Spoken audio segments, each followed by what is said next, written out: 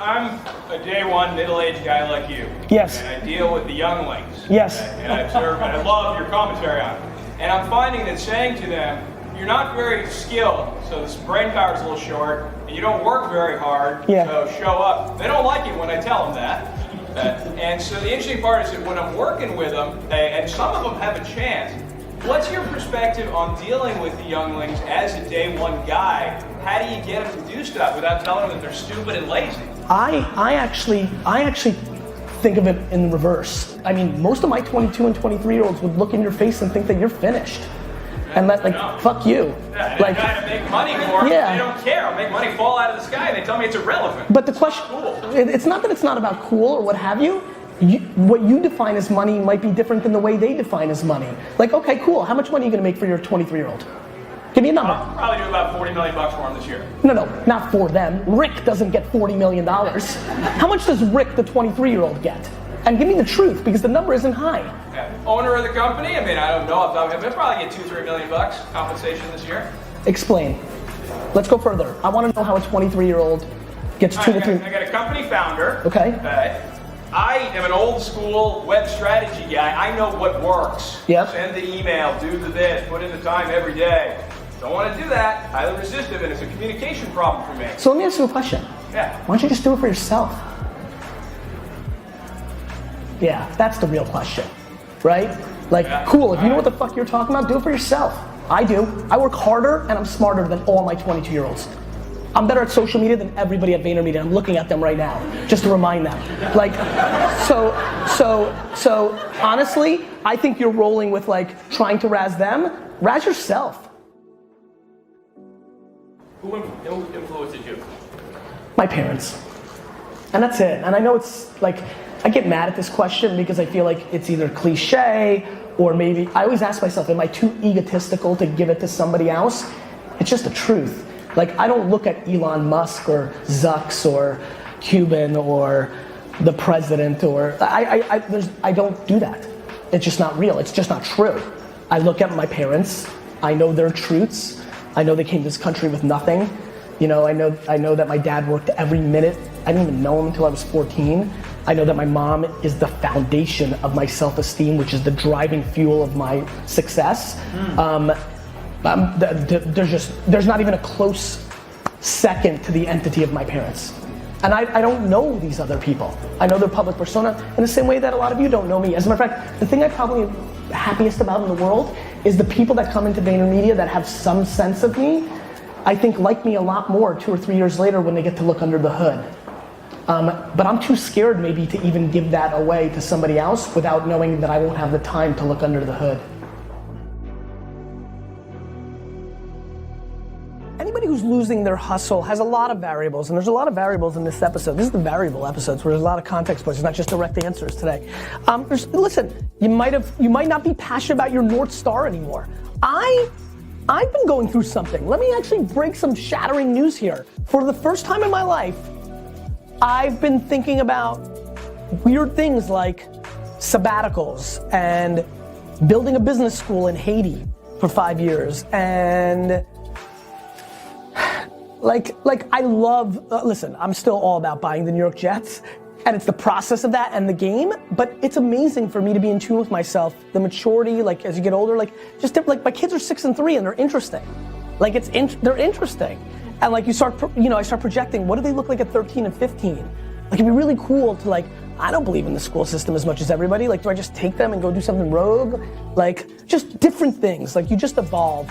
And you might have just lost your North Star. The thing that you thought you were going for might not be. It's why I was always happy that I didn't want $1 million, or I didn't want fame, or I didn't want a car or private plane, or these little things. It was fun to be I want to buy the jets, and what that always meant to me is I want the process of buying the jets, which means I get to hustle forever because that's who I am. Maybe you've lost who you are or what you want, or maybe you've accomplished or maybe you feel it's achievable. I would be crushed if I thought what I wanted to achieve was super achievable. I mean, it happened to me in the wine business. It's happening at Vayner. As Vayner's becoming a player in the agency world, and we're not now we're and soon we're gonna be oh. That's not as fun for me. I like being the underdog. I like the climb, I like that. So maybe that's happened. Maybe you're just tired. I mean, I think one of the things that the New York Jets do for me that nobody understands is those hours. Actually, you just caught something on Daily V, right? Me talking to Jeff. That was the first time I talked business during a Jets game in 15 years. I looked at my phone at the wrong time. It was a very big thing. And only spent a second on it. Like, I am escaped and relaxed. And by the way, I didn't care about it. Like, that's how excited, like, those 3-4 hours of escapism. Maybe you need some vacation time. Maybe you need to look at the people around you. Maybe you need to change. Maybe you need to break up with your boyfriend or girlfriend. There's a lot of intense different things that can be happening. Or maybe you can take a step back and really listen to this statement, which is, you've lost your hustle because you really are not in tune to why you're doing it, right? You're just not in tune to what you're doing it. That you're maturing and realizing like a Ferrari or a fat watch or courtside tickets or custom Nikes, I just wanted to show them, is not what you're living for. And so, it's funny, tonight I'm going to the Charity Water Gala.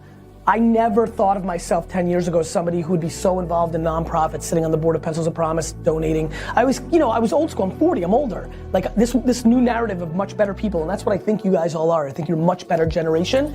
I grew up thinking I'll get rich, and when I'm old, I'll be like giving out money and doing that stuff. So you just evolve, right? And so maybe you like me, like I haven't gone completely like, I don't have enough money. Like my kids can give away all the money, but I don't have that luxury yet. But maybe you want to do nonprofit. Maybe you want to build schools for Pencils of Promise and we'll take you in Laos. Like maybe you've lost your purpose. So take a good step back, shut down. Shut down for 24, 48, 72 hours. Go away. Go away like this. This is how I want you to shut down. Go to Airbnb. This is a 2016 way to shut down. Go to Airbnb, find a very remote place. Do you have to go? Oh, I'm taping something. Yeah, I'm just wrapping up the show. Sorry. Go to Airbnb, find a very remote place that you can get to at a low cost, like a crappy cabin far away on a 4-hour drive where you can like just drive because you can, or like somebody will drive you there, or like hitchhike. I don't give a crap. Lowest cost, furthest away, seclusion, and just be with yourself and start talking to yourself for real. Really talk to yourself for real. One of the great things I do with myself is I talk to myself for real. Nobody is a harsher critic and a bigger fan of themselves than me. And I think that friction in both directions matters.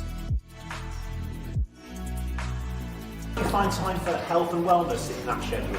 Well, I wasn't doing health and wellness as of June of last year, and finally I've been thinking about it for a while, and I finally figured out what was happening, which is I believe with health and wellness, and probably everything, you're either accountable to yourself or you're not, bless you. And so in every other part of my life, I'm accountable. I feel accountable, especially with my businesses. Like the rigor, the sense of responsibility I have for the other 550 employees is greater than my own well-being. And when I said that, notice even how I said the sentence. I just said I'm accountable to myself, but I explained it as I was accountable to other people.